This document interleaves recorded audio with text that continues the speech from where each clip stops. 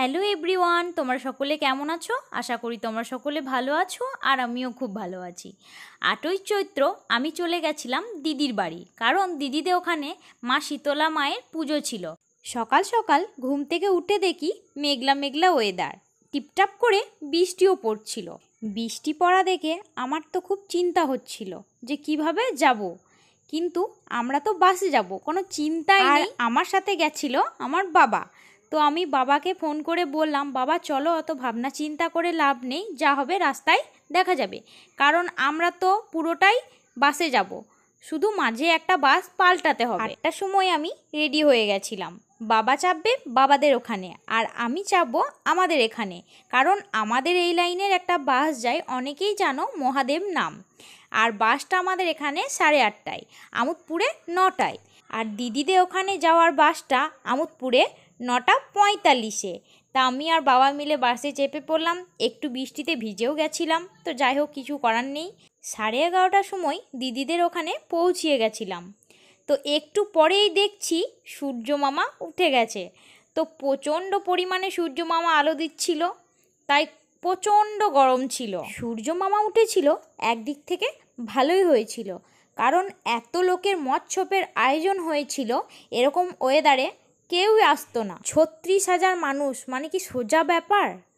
এত লোককে হ্যান্ডেল করা সত্যি চারটিখানিক ব্যাপার নয়। তো যাই হোক, ওখানে গিয়ে শুনছিলাম অনেকজন অনেক বড় বড় কথাও বলছিল। আমি বলবো, এত লোককে সামলানো সত্যি মুখের কথা নয়, যারা বড় বড় কথা বলছিলে সেদিনকে। যাই হোক, ভালোভাবে মৎসবটা উদ্ধার হয়েছে, খুব ভালো লাগলো। এত পরিমাণে লোকের ভিড় আর ঠেলাঠেলি, যা কষ্টভাবে খেয়েছি। যাই হোক, কষ্ট করে হলেও ঠাকুরের প্রসাদ পেয়েছি, এটাই অনেক। আর আমি বলবো, সত্যি ঠাকুরের মহিমা আছে। কত লোক আছে তোমরা তো দেখতেই পাচ্ছ। এক এক ব্যাচে হয়তো 2-3 হাজার করে লোক খাওয়ানো হচ্ছিল। এইরকম মেঘলা মেঘলা ওয়েদারে যে হট করে রোদ উঠে যাবে কেউ ভাবতে পারেনি। যে পরিমাণে বৃষ্টি হচ্ছিল 2 দিন ধরে। এবারে শীতলা মায়ের পুজোটা 7 দিন ধরে হয়েছিল। 4 দিন ভালোই রোদ করেছিল, তারপর শুরু হয়ে গেল বৃষ্টি।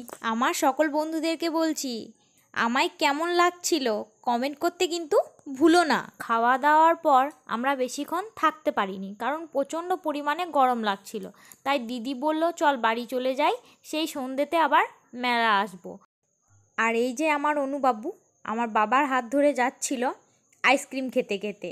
এই 7 দিনে যে ও কত পরিমাণে আইসক্রিম খেয়েছে তার কোনো হিসাবই নেই। আর আইসক্রিম না কিনে দিলে শুরু হয়ে যায় কান্না। তো বন্ধুরা, আমার এই ভিডিওটা এই পর্যন্তই। যদি ভালো লেগে থাকে তাহলে প্লিজ আমাকে কমেন্ট করে জানিও। তোমরা ভিডিওটা দেখতে থাকো। তো চলো, টাটা। আবার নেক্সট কোনো ভিডিওতে তোমাদের সাথে দেখা হবে। সবাই ভালো থেকো।